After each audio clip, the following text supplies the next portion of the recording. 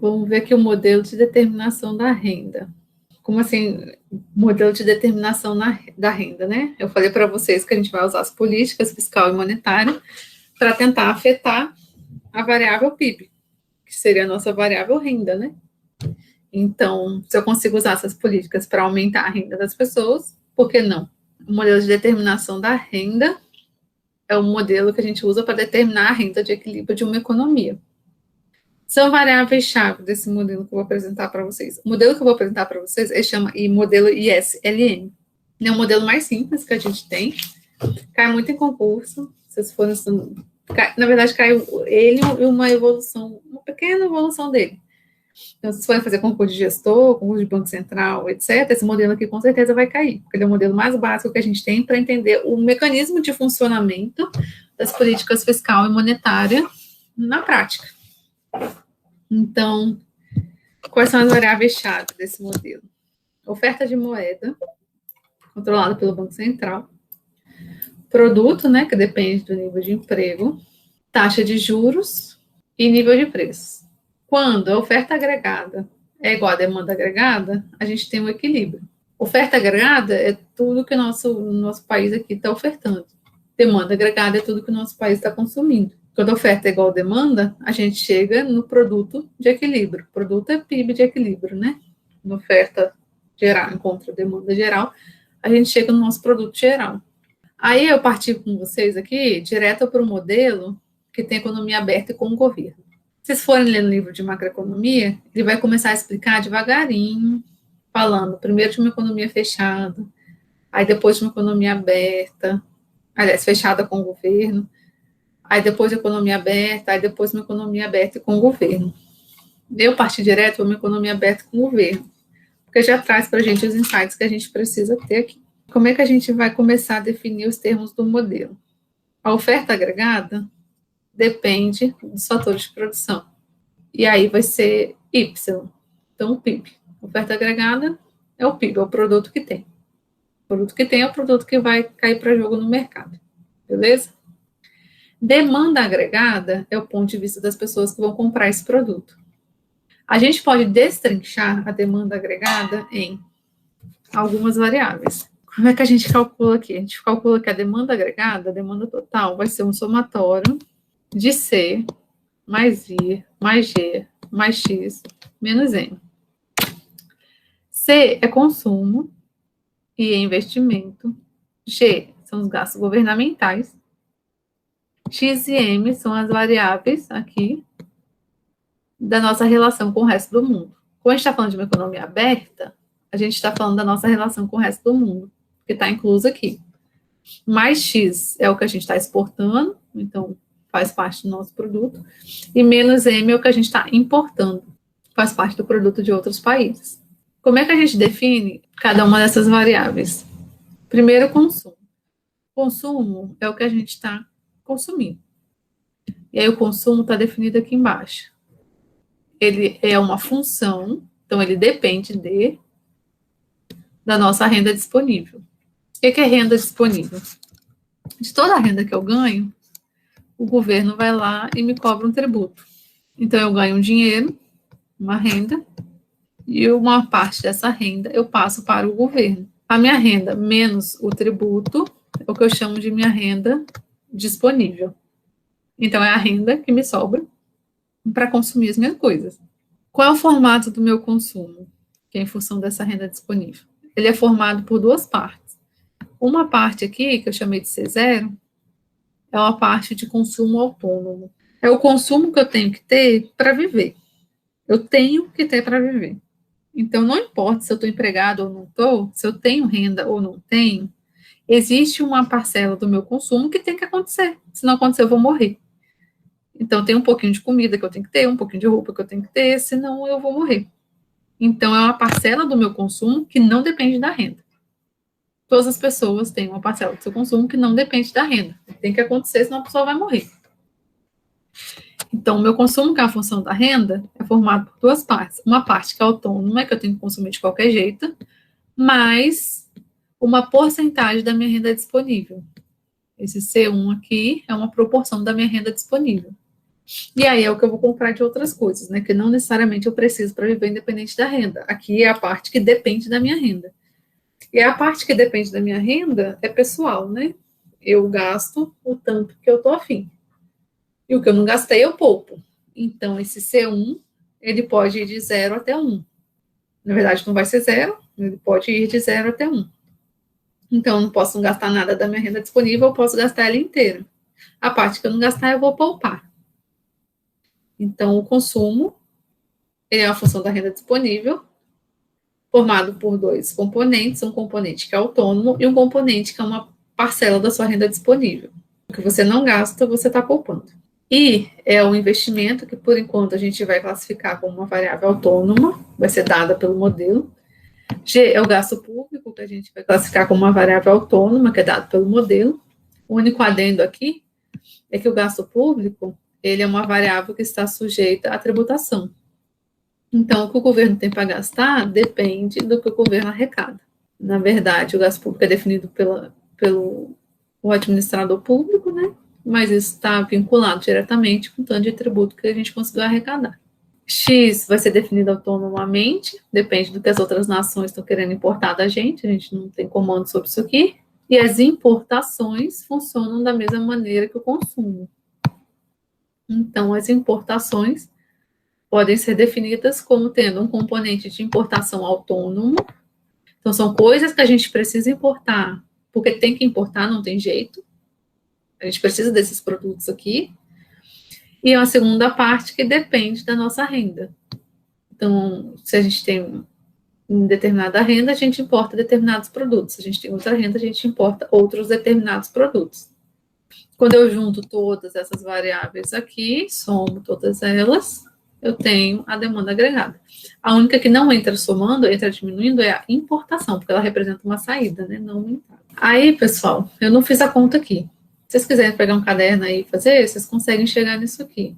Isolem o Y. Eu vou apagar tudo aqui para vocês enxergarem melhor. Só um minutinho.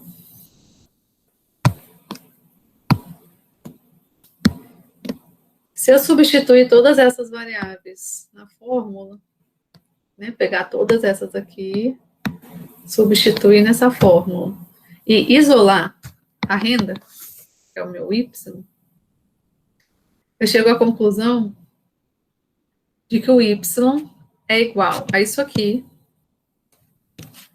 multiplicado por isso aqui. Então, meu Y, a minha renda, que veio da minha determinação anterior, né? Eu vi todos os componentes da demanda agregada, isolei a renda no somatório de todos os componentes da demanda, e cheguei à conclusão de que a renda de equilíbrio, ela é um multiplicador, uma proporção, um negócio que tem aqui, vezes uma série de variáveis autônomas. Então, é um multiplicador que varia em função do quanto da minha renda disponível ao consumo, da taxa de tributação do governo e do quanto da minha renda eu importo, multiplicado pelo consumo autônomo, investimento autônomo, gasto do governo autônomo, exportação autônoma e importação autônoma. Isso aqui vocês podem interpretar como números dados, valores dados. E essas outras aqui, nessa parte aqui, vocês podem interpretar como porcentagens. Então, são valores que vão de 0 a 1, né? E aí, como que isso aqui vai funcionar? Isso aqui a gente chama de multiplicador keynesiano. Esse multiplicador keynesiano, ele seria a história do Bolsa Família lá. Cada R$1 que gasta em Bolsa Família gera X reais em termos de consumo. Essa multiplicação aqui é essa multiplicação em termos de demanda. O que tem dentro do multiplicador? Como é que funciona? Eu não sei quais de vocês já estudaram cálculo, mas cálculo é bom para dar uma noção do jeito que eu vou trabalhar o raciocínio aqui. Esses valores dados estão dados. O que não está dado são os valores do multiplicador. São eles que dependem de coisas. Um multiplicador alto faz com que mudanças nas variáveis autônomas sejam mudanças altas. E o multiplicador baixo faz com que mudanças nas variáveis autônomas sejam mudanças baixas. Como é que a gente vai interpretar os movimentos aqui, essas mudanças, né? Essa variável aqui, propensão marginal a consumir. O quanto da minha renda eu estou decidindo consumir e o quanto da minha renda eu estou decidindo guardar. Se essa variável aqui, propensão marginal a consumir, é muito alta, essa população que a gente está se referindo aqui, ela tem uma propensão marginal a consumir muito alta, o que acontece com o valor desse multiplicador? Se esse Czinho 1 aqui cresce, esse valor aqui de baixo do denominador diminui, certo? Porque eu estou tirando de 1. Estou tirando uma coisa grande de 1. Então, eu vou ter um denominador pequeno. 1 dividido por um valor pequeno me dá um valor grande. Entenderam? Como é que funciona um programa tipo um Bolsa Família? Esse real que é gasto no Bolsa Família, ele é um real que é dado na mão de uma população que tem alta propensão a consumir ou baixa propensão a consumir aquele real. Primeira coisa, entenda a relação aqui. Se essa propensão a consumir cresce, esse denominador cai e esse multiplicador inteiro aumenta. Uma questão matemática. Então, quando eu pego um real e boto em demanda para uma população que tem uma alta propensão a consumir, eu estou gerando a multiplicação desse gasto grande na economia, por causa desse efeito do multiplicador aqui. Se eu pego um real e coloco para uma população que tem uma baixa propensão a consumir, eu tenho um efeito contrário. Se a propensão a consumir é pequena, cai. Então, esse denominador fica maior, e 1 dividido por uma coisa maior é uma coisa menor. O multiplicador cai. Então, essa conta aí que vocês viram, que cada R$1 do Bolsa Família vira, sei lá, 1,70, ou alguma coisa nesse sentido, que tinha no início do Bolsa Família, é uma conta que funcionava por causa desse multiplicador aqui, em função de uma população que tem uma alta propensão a consumir. É assim que a propensão a consumir afeta o multiplicador e a renda. A segunda variável é esse T que está aqui. T é a tributação. Como é que o tributo entra na conta? Se o governo aumenta o tributo, diminui a nossa renda disponível para consumir, certo? E se o governo diminui o tributo, aumenta a nossa renda disponível para consumir. Quando o governo quer que a gente consuma mais, ele diminui os tributos. Quando ele quer que a gente consuma menos, ele aumenta os tributos, porque isso afeta a nossa renda disponível, e a nossa renda disponível está aqui dentro da conta. O que aconteceu na época da crise lá da Marolinha? O que aconteceu com o nível de tributos? O nível de tributos caiu. Lembram-se que tinha redução total do IPI para compra de veículos, por exemplo? A redução total do IPI para compra de veículos era mais ou menos isso aqui. Então, vamos ver como é que funciona. Quando o governo reduz o tributo, então isso aqui diminui, vai para baixo, esse valor aqui aumenta, certo? O denominador cai, e aí todo o multiplicador aumenta. Então, quando o governo diminui tributo, ele gera um crescimento da demanda agregada, por causa desse mecanismo aqui. Eu estou falando só de relações matemáticas aqui dentro, viu, pessoal? Nem botei em valores. Mas por causa do mecanismo, quando o governo diminui tributo, ele gera um aumento da renda. E aí, o contrário, se o tributo aumenta, né? Se o tributo aumenta, a tendência é a renda cair. E a última coisa que tem aqui é a variável de importação e exportação. Se a importação aumenta, o multiplicador cai, porque está tendo evasão. E se a importação diminui, o multiplicador aumenta. Porque ao invés de gastar com o exterior, a gente está gastando aqui dentro. Essa aqui é a variável que entra de forma mais simples, né? O que isso gera para a gente? Por enquanto, a única coisa que a gente sabe é que o governo pode manipular essas variáveis aqui, né? olhar quem consome mais e mexer no tributo ou nos impostos de importação e exportação, incentivando ou desincentivando a importação. Esse é o modelo mais simples. Para chegar no modelo ISLM, do jeito que a gente precisa chegar, a gente precisa fazer mais uma concessão assim, para o modelo. Ao invés de considerar o investimento autônomo, eu vou considerar que o investimento ele é uma função da taxa de juros. Então, o investimento ele não pode ser considerado uma variável dada. Porque o investimento, na verdade, ele depende da poupança, saving, né? Normalmente nos livros vocês vão achar com a letra S, de saving. O investimento, na verdade, ele depende da poupança. Porque o dinheiro que alguém pega emprestado para investir foi o dinheiro que alguém não gastou consumindo e guardou, né? Então, o investimento ele depende da poupança. A poupança é o contrário do consumo. Da minha renda, uma parte eu consumo, outra parte eu poupo. Quanto mais eu consumo, menos eu poupo. E quanto menos eu consumo, mais eu poupo.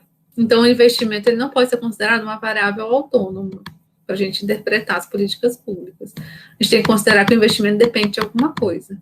E de que ele vai depender? Ele vai depender da taxa de juros. Aqui, a taxa de juros do ponto de vista do investidor, tá? Aqui é a mesma conta, né? O produto é uma função do consumo, mais investimento, mais gasto do governo. Aí tinha aqui mais X menos M. Mas eu apaguei só para ficar menos letra na tela, porque não vai fazer diferença ter ou não ter aqui. Então, para ficar menos letra na tela, eu apaguei a parte exterior, porque aqui não vai fazer diferença.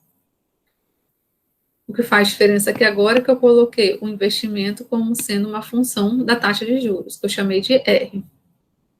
Como que o investimento varia em função da taxa de juros?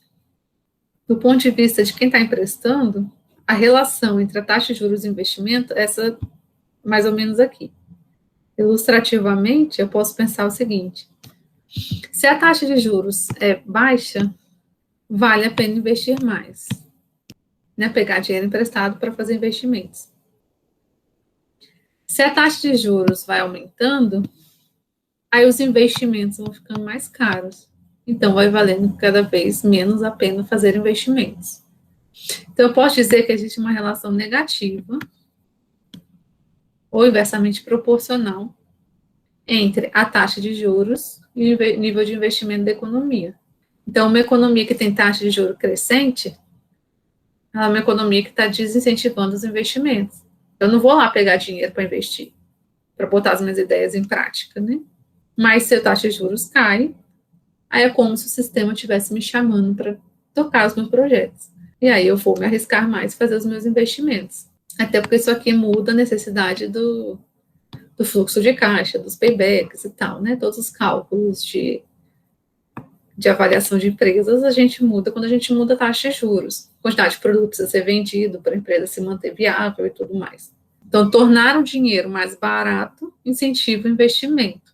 E deixar o dinheiro caro desincentiva o investimento. Então, para cada taxa de juros, a gente tem um determinado investimento em função dessa taxa. E, portanto, uma renda específica. Porque eu tenho aqui, ó, minha renda, eu coloquei como função do consumo, do investimento, do gasto do governo. A minha renda foi definida como uma função do consumo, do investimento e do gasto do governo.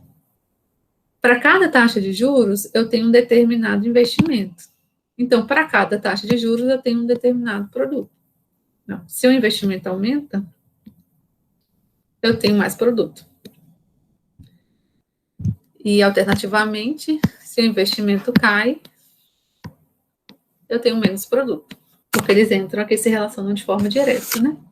Então, taxa de juro baixa tende a levar a renda da economia para cima.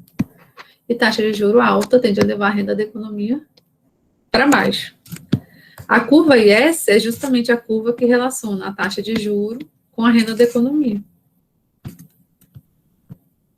Quando eu desenho essa curva IS, que relaciona a taxa de juros com a renda da economia, eu tenho uma curva nesse formato descendente ou negativo. Se a taxa de juros está alta, um ponto alto, o meu investimento é baixo e o meu produto é baixo. Se a taxa de juros cai, o meu investimento é alto e aí o meu produto é alto. Então, a taxa de juros afeta o produto através da variável investimento. Essa curva IS, ninguém perguntou, né? Ela chama IS porque ela representa o equilíbrio no mercado de bens. Esse nome, IS, é Investment and Saving, investimento e poupança.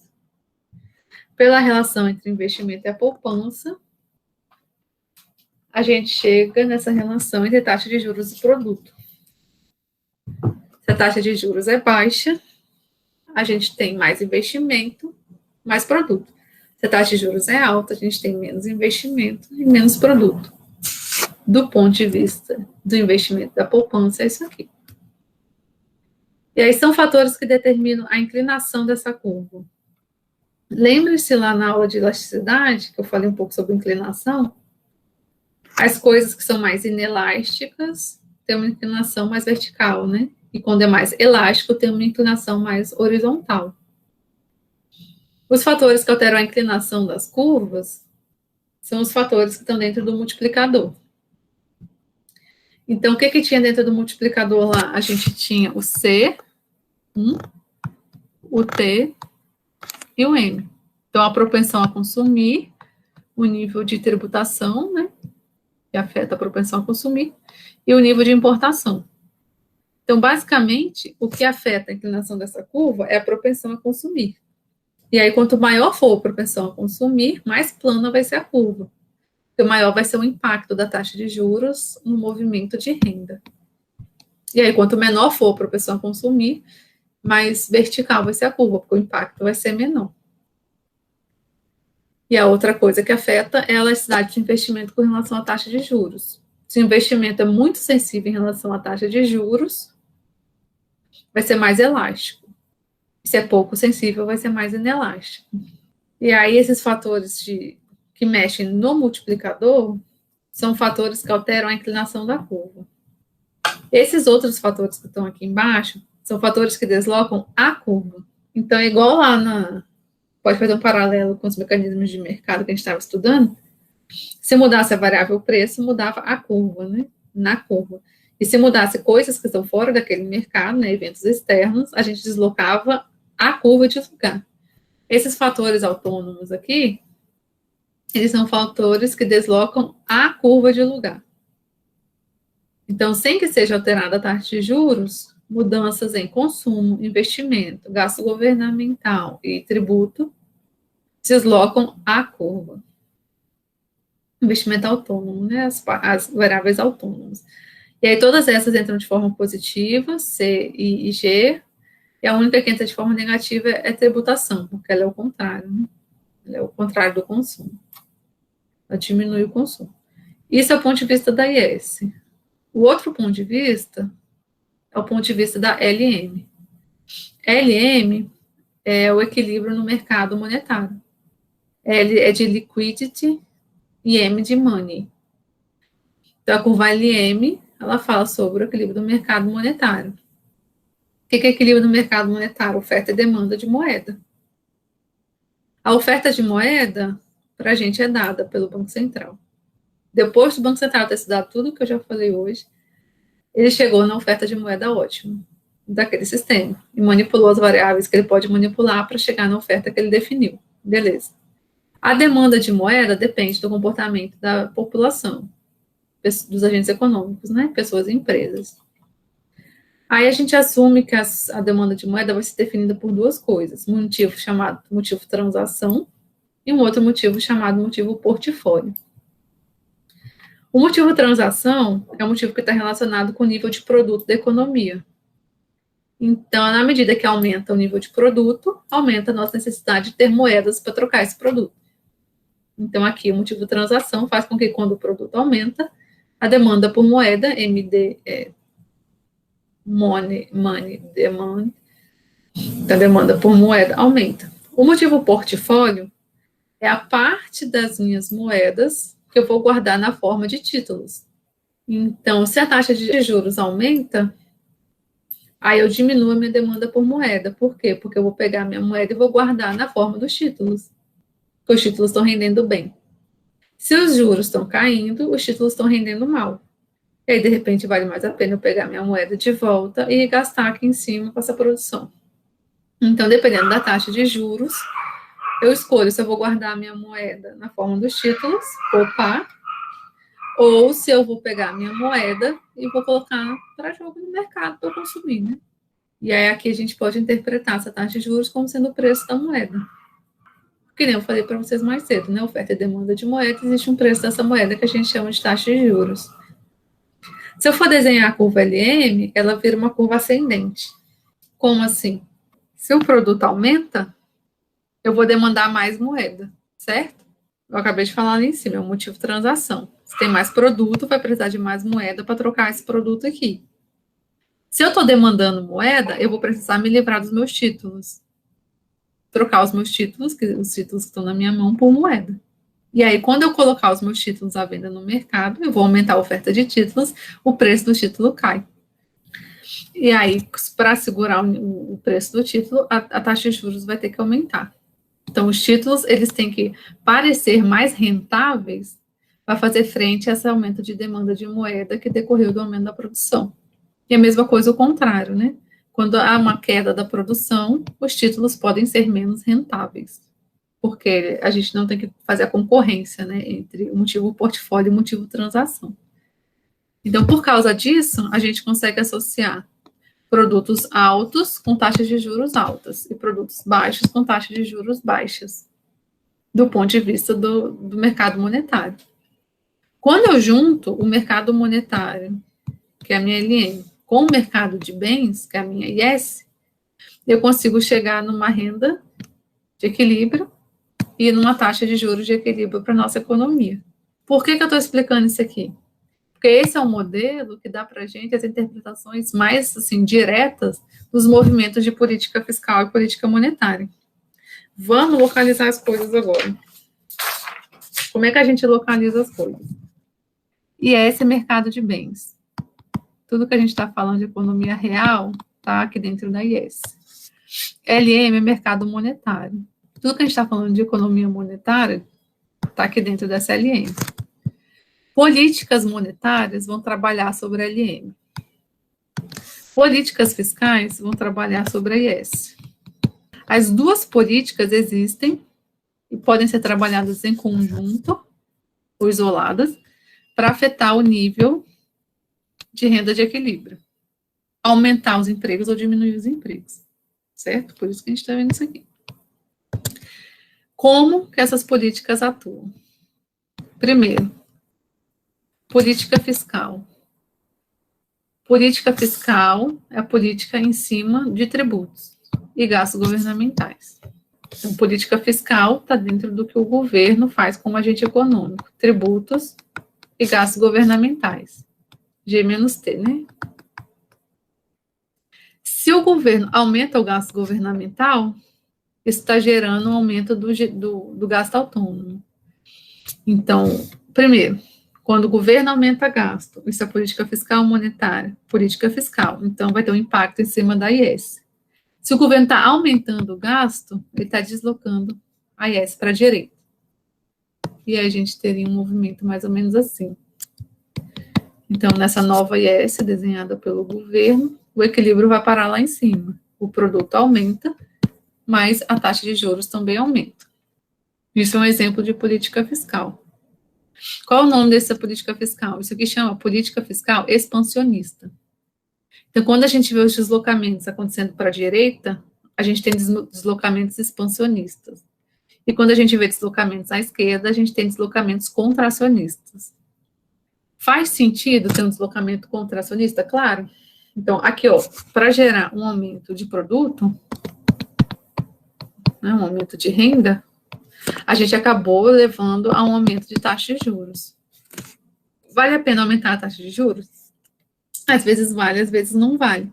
Digamos que o governo queira aumentar a renda sem aumentar a taxa de juros. O que ele deveria fazer? Provavelmente uma associação de duas políticas. Que tipos de políticas? Políticas fiscal e monetária. Nesse caso aqui, a gente deveria, de repente, trabalhar com uma política monetária expansionista. Se a gente botasse uma política monetária expansionista, tentando deslocar a LM para a direita, a gente poderia, de repente, chegar nesse outro ponto aqui. Nesse outro ponto, a taxa de juros é a mesma e o produto é maior. Então, uma associação de política fiscal e monetária, as duas expansionistas, que leva a economia para um produto maior, sem impactos na taxa de juros. O que seria uma política monetária expansionista? Quando o governo, por exemplo, aumenta a oferta de moeda através de diminuição da taxa de redesconto, diminuição do compulsório, ou compra de títulos públicos, né?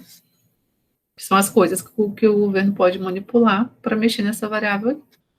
Qual é a vantagem dos alinhamentos de política monetária e fiscal? A vantagem é que ele consegue alterar uma variável sem mexer na outra. Então, o governo consegue alterar a taxa de juros sem mexer no PIB, ou ele consegue alterar o PIB sem mexer na taxa de juros, quando ele combina as duas políticas. E aí ele pode combinar tanto as duas expansionistas quanto as duas contracionistas, ou cada uma com um lado diferente da outra. E aí, cada situação de vida real vai exigir um comportamento diferente. Agora, prestem atenção aqui, quando vocês estão no jornal, vocês veem a taxa básica de juros vai ser tanto, né, X?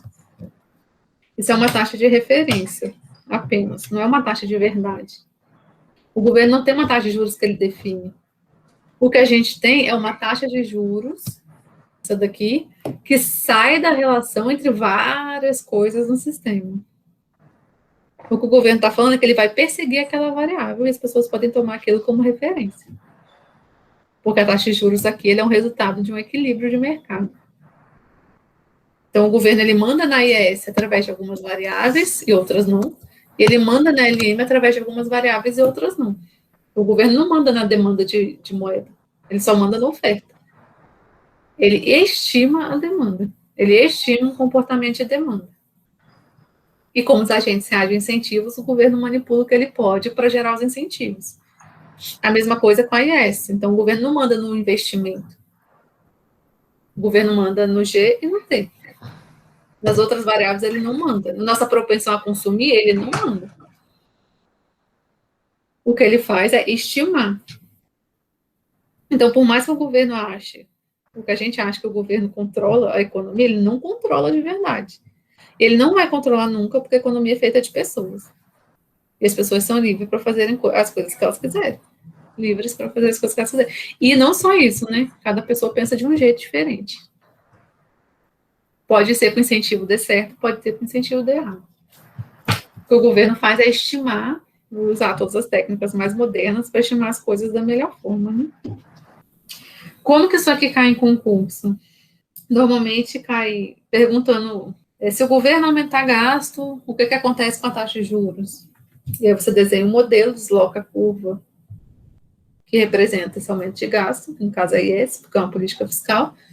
Aumento de gasto é a política expansionista, você faz o movimento aqui e vê o que acontece com a taxa de juros. Ou então cai pergunta do tipo, se o governo combinar uma política fiscal expansionista com uma política monetária contracionista, qual é o impacto disso sobre o produto? E aí você faz os dois movimentos e vê o impacto disso sobre o produto. Ou então pode cair a conta, essa conta que tem aqui em cima, né, que eu botei para vocês. Pode ser que isso aqui caia em concurso, a questão os dados. Ó, se o consumo for definido pela função X, aí bota os números aqui. Investimento definido assim, gasto definido assim. Quanto vai ser o produto da economia? E aí você calcula. Ou então ele dá o multiplicador e pede algum cálculo aqui dentro. Mas no geral, as questões elas conseguem ser bem resolvidas só com o modelo do visual aqui do ISLM. A maior parte das questões não é de cálculo, a maior parte é de interpretação dos movimentos do modelo ISLM.